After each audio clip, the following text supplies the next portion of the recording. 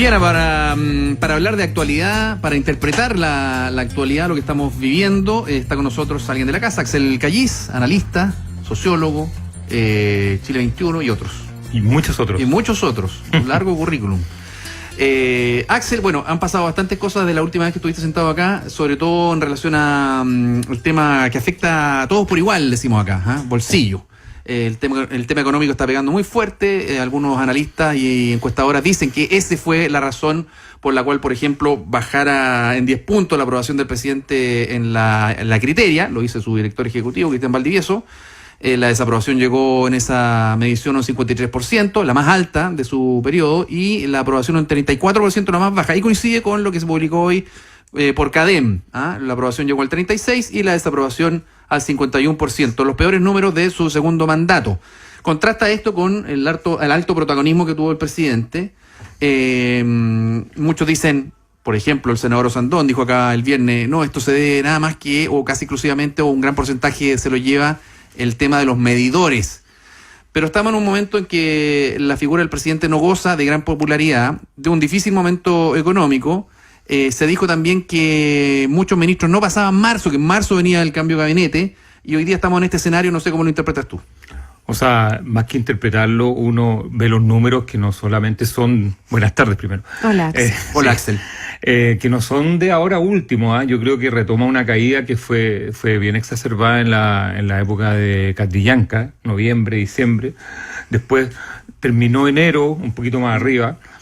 Febrero, bueno, vacaciones, y la verdad es que una serie de combinaciones entre medidores, ISAPRE, temas que le importan a la ciudadanía de todas las clases. Ojo, ahí puede estar la diferencia, sí, Catrillanca no le importaba a todo el mundo. No, exactamente, pero ahí tenía un daño el gabinete, ahí quedó dañado, yo diría que casi de muerte el gabinete. O sea, el agua llegó hasta la puerta de Chadwick. Claro, y bueno, y lo que está pasando ahora es que, como no tiene ministros del comité político, porque un comité político absolutamente devaluado en términos de credibilidad o relevancia, se puso él al frente, que es lo que hace cuando hacía los negocios, y cuando tenía un problema de staff, tomaba él las decisiones. Axel, si uno mira como las series hacia atrás de las encuestas, ¿no estamos como en el ciclo más o menos normal de la desaprobación? Porque típico que se dice, al final hay un repunte, y eso ha pasado como con casi todo. Hay fenómenos como Bachelet 1, que se va con un 80% de aprobación, que por supuesto sale de la norma. Pero tengo la impresión de que siempre se parte como con altas expectativas, se frustran esas expectativas, cae el nivel de aprobación, y al final como que la gente dice, ay, mira, si todo no es tan malo, entonces ya, vuelven como a evaluar un poquitito mejor a los gobiernos salientes. No sé si eso es una regla, si es la que se está aplicando en este caso, o tú ves que hay un problema realmente más de fondo en el gobierno de Sebastián Piñera. A ver, hay dos problemas en distintas dimensiones. A ver. Primero, y esto es un fenómeno no solamente de Chile, sino que un fenómeno europeo, que el mandato con el cual tú ganas las elecciones dura mucho menos que lo que duraba antes. Es decir, como dicen algunos teóricos de las comunicaciones, hoy día la gente más pone un like que votar. Es decir, por lo tanto, no sé si me explico. O sea, yo no sé si es muy doctor lo que voy a decir, pero es como quiero mi hamburguesa ahora. Exactamente. O sea, la gente quiere que lo que prometiste lo cumplas ahora. Y la diferencia, yo diría, es que la quiero ahora y si no, te dejo de querer. La diferencia, yo diría que hasta Bachelet, sí, hasta es que son distintos, pero Bachelet, Piñera 1 tuvo un mandato que le duró bastante tiempo, 1 año y medio, Pinero, pero en general las elecciones te dan mandatos más largos. Y hoy en día... El caso de Piñera 1 es muy distinto por el terremoto, la reconstrucción, todos iban para el mismo lado. No, y aparte además iba bajando las encuestas y vino lo de los mineros, que fue un tremendo como aliciente a su popularidad. Entonces ahí tuvo como una luna de miel más alargada. Entonces hoy en día las personas votan a 5 meses. Y como tú dices, si la expectativa no se cumple, empieza a bajar la adhesión. Ya, y entonces hoy día ¿en qué estamos? ¿En esa crisis de expectativas respecto del gobierno de Sebastián Piñera? Es parte de lo segundo, porque o en una crisis voy a decirlo bien en bruto. Piñera ganó con votos que no son de él, ganó con votos, llamémosle, no voy a decir prestados, pero de personas que no lo querían, pero sí les convenía, ellos creían que les convenía. Por lo tanto, era una decisión bastante feble. Y la paciencia entre la brecha de lo que se prometió versus lo que se está viviendo, la experiencia de las personas, porque esto es súper importante, que esto no es lo que se lee en los medios, es la experiencia personal, o sea, eso es lo que tú llamas más quality. O sea, lo cualitativo opera en términos de credibilidad de una forma brutal. Y esa credibilidad se traspasa hoy en día vía las redes sociales, esencialmente WhatsApp. Es decir, oye, mi hermano no encontró trabajo, oye, me asaltaron. Entonces el paquete... WhatsApp, sepultaste a Twitter al tiro, ya no corre. No, es que Twitter es súper sesgado. Twitter es muy, muy pequeño en términos del ámbito, y si uno ve en la encuesta, los sectores bajan, los sectores más, ahora empezó a bajar en los sectores medios, esencialmente asociado a lo de las ISAPRES también, o sea, los 2,5 millones de personas que están afiliadas no son personas del mundo popular, son personas esencialmente del sector clase media hacia arriba, es decir, personas con contratos de trabajo y con cierto nivel de remuneración más alto. Entonces, no voy a repetir la cantinela de la brecha entre los tiempos mejores, el gobierno en marcha. Yo creo que se salió ya, o se está yendo esas personas que votaron por Piñera pensando en un arreglo, como se dice, pragmático. Es decir, yo voto por este señor porque este señor me genera mejores, teóricamente, condiciones laborales y, como decían en todas partes, va a haber más plata. No hay más plata. Es decir, la inflación de hoy día, ¿cuánto fue? 0,5. 0,5. O sea, para lo que es Chile es bastante alta. De julio de 2017, creo. Sí, y las personas tienen meses. una memoria súper poco. Aquí yo les puedo decir, como un datito, lo que está pasando en Argentina. Argentina, Cristina, está marcando en lo que se llama la conurbación del Gran Buenos Aires 65 puntos. O sea, para que veamos el tamaño de la memoria, es decir, Cristina hace un año estaba, en términos políticos, muerta. Y hoy en día está marcando más, 5 o 6 puntos más que Macri. Y lo más probable es que si la elección fuera el próximo domingo, gana. Entonces, Piñera pensó que esto era para siempre, que tenía un capital muy importante, pero se le devaluó el gabinete político. O sea, tiene Ahora, ¿tú crees que Piñera pensó eso? Porque también él llega al poder con un mandato bastante claro, en el sentido de que él llega con la promesa de reformar o cambiar el rumbo de lo que se venía haciendo, pero también con el pie forzado de un Congreso que no te es afín, donde no tienes una mayoría. O sea, yo creo que él de entrada sabe que le va a costar mucho gobernar. Y yo últimamente siento que, no sé, el control de identidad, por ejemplo, es parte de esa desesperación.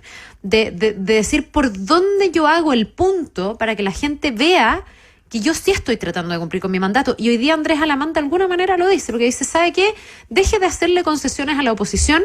Si los proyectos se caen, los que van a tener que pagar el costo electoral va a ser la oposición. La apuesta es la oposición obstruccionista que no nos deja gobernar.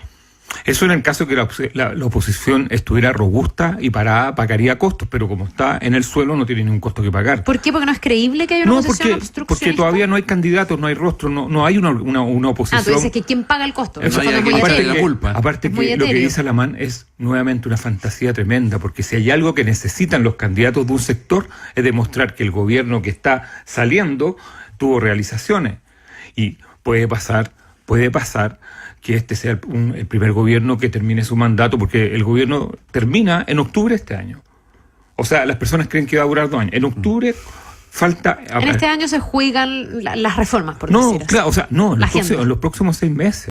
Claro. Porque en octubre falta 1 año para la municipal y ese día los partidos empiezan a negociar los cupos. ¿Por qué? Porque se produce el año para renunciar y moverse. Por lo tanto, las negociaciones comienzan en octubre, noviembre. Y aparte de eso, que las primarias tienen que estar listas los pactos en marzo. O sea, queda noviembre, diciembre y enero para negociar todas las mezclas. Y tiene gobernadores regionales. Entonces, en términos, llamémosles netos, le quedan 5 meses, 6 meses de gobierno. O sea, en ese periodo además Piñera se queda solo. Absolutamente.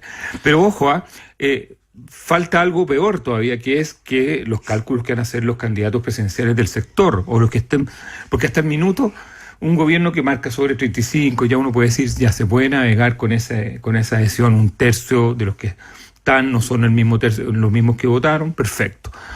Pero resulta que en algún minuto, esos que dicen como Alamán, que seguramente va a ser candidato, él no puede hacer una campaña si no tiene nada que mostrar.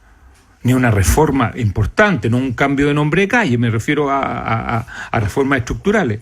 Y hasta el minuto... Ya, pero te insisto que eso no depende tanto del gobierno. Sí, pero a mi juicio, o sea, como yo veo el panorama, el gobierno puede tener mucha iniciativa de hacer cosas, pero va a depender al final no del es Parlamento. el primer presidente que tiene oposición en las cámaras. Lagos tuvo una época oposición y No, Bachelet... estoy de acuerdo, pero es que esta es primera vez que no es esa oposición binominal donde en el fondo igual algunos te hacían el juego. Con esta oposición tan dispersa, siento que al gobierno le ha faltado como esa interlocución de ¿a quién convenzo? Cuando, no sé, cuando Lagos conversaba con Longueira. No, lo que pasa es que... Hoy día, ¿con quién conversa? Perdón, lo que pasa es que Lagos tenía de ministro Interior e Insulza empoderado en el Parlamento. Y resulta que Piñera tiene a Blumel. ¿Ya tú ves ahí una debilidad? O sea, es del partido más pequeño del pacto, con cero pasado en términos de negociación. O sea, un presidente, y esto se dijo el día de la elección, entre ellos lo dije yo en esta radio, acá, el diseño del gabinete parte, y está publicado no solamente por mí, con SECPRES, o sea, con el ministro secretario general de la presidencia. Ese es el número uno, porque cuando uno tiene un parlamento en contra tiene que poner, llamémosle, la pieza más valiosa en el parlamento, porque ahí tiene que entrar lo que se llama el pirquineo. ¿Y qué es la pieza más valiosa? ¿Es como un político, digamos, avesado, que entiende las lógicas y las negociaciones y como, perdón la palabra que voy a usar, pero como el macuqueo así? Pero voy a decir de otra forma, no puede mandar a un debutante. Ya, porque en el fondo pienso que detrás de eso estuvo, y en el análisis se dijo, el que llegue una figura como Blumel que pareciera ser como que cae bien, por ejemplo, a sectores del Frente Amplio. No sé si esa fue la apuesta. Pero es que la gente no vota por simpatía. No, la gente, los parlamentarios. O sea, los parlamentarios no votan por simpatía. Ya, ahí hay un error. O sea, ahí hay... Pero, sí. O sea, hay un error que se dijo y se publicó y se comunicó por todas partes. Ahora, Axel, tomando la cola de tu análisis y viendo las cartas que le quedan por jugar al presidente, siempre ha sido switch el gabinete. Hoy día tú dices el gabinete político está devaluado. Se dijo en febrero que no llegaban a marzo, que no pasaban marzo. Comunicacionalmente sus fichas no han resultado del todo como el gobierno haya querido. Vemos el problema que se está agudizando en salud. De repente uno ve que ahora es el momento, ¿no? O podría ser. No sé si le queda otra cosa por hacer. El problema es que yo creo que tiene poco margen, porque Piñera se acostumbró en parte de su primer gobierno, cuando llega Chadwick, y todo este año y medio que ya lleva, se acostumbró a gobernar con Apoquindo 3000, con el piñerismo, y no con los partidos políticos. Porque esta no sé llamarlo, esta moda, partió, si hay que recordar, partió con Frey el año 92 cuando él debuta, en el año 94, y hace un gabinete político que dura 6 meses. Pone al presidente del Partido Radical, a Germán Correa, presidente del Partido Socialista, y pone al presidente del PPD. Y ese gabinete, que era el gabinete político, fracasa. Y después trae a todos los amigos del papá, Perelló, y hace un gabinete de cercanía. Y ahí se instaló, durante todo el gobierno de Frey, que tenía que gobernar con los cercanos. Lagos fue mucho más institucionalizado, pero Bachelet retoma eso y arma gabinetes con el bacheletismo puro. Lo que yo le llamo el afecto político. O sea, políticos afectuosos, o sea, que son de contención, son buena onda, son cariñocráticos, pero no necesariamente son... O sea, hay que volver a la transversalidad. O sea, es que Piñera no tiene mucha experiencia de partido. No sé si me explico. O sea, él no es el Winnie Lagos, que personas que militaron en partido o Chadwick. O sea, que son personas que vienen de partido. Es más pragmático que institucional. Exactamente. Entonces ellos necesitan generaron un entorno que es como arropado. No sé si me explico. Claro, yo creo que en el patrón que tú estás describiendo, que rige para el gobierno de Bachelet, tú lo decías, ahí empiezan a tener un problema, que es como la falta de objetividad en el análisis de lo que se hace o no se hace dentro del gobierno, cierta autocomplacencia, o a veces que haya papistas que son más papistas que el Papa. Peor que eso, es que se te mete un modelo de gestión gubernamental que pasa por los afectos. ¿Y qué quiere decir que haya afectos? Que no hay confianza en el otro entorno. Entonces, ¿de dónde va a poner alguien, Piñera? ¿A quién va a echar mano de Apoquindo 3000? Porque ya no le quedan más ministros. O sea, salvo que haga algunos enroque, algunas cosas así. Yo veo bastante, o sea, él tiene que hacer una jugada maestra. Yo creo que lo lo que debería estar pensando es mandar a Chadwick al Parlamento y tratar de darle ahí, pero yo creo que Chadwick tiene dañada absolutamente su Tú credibilidad. dices que, o sea, tu enroque sería que él se fuera a la SECPRES. O sea, que el único que le queda y es un ministerio donde tú no necesariamente te expones mucho en términos de... Pensando en que la imagen de Chadwick está dañada. Absolutamente, pero todos los parlamentarios que están ahí, por lo menos más de la mitad, lo conocen hace 20 años. Bien, te queremos agradecer, Axel Callis, por haber venido hasta acá en un momento que sabemos que tu corazón está un poco dividido. Sabemos que tú eres amigo de Claudio Agurto, esta persona, este profesional que murió ahí en la Maratón de Santiago. Muchas gracias. Una O sea, lo conocí del colegio desde chiquitito, así que desde que él era scout. Así que, bueno, ahora vamos a la misa a las 8 de la noche. Súper joven. Bueno. Gracias, Axel.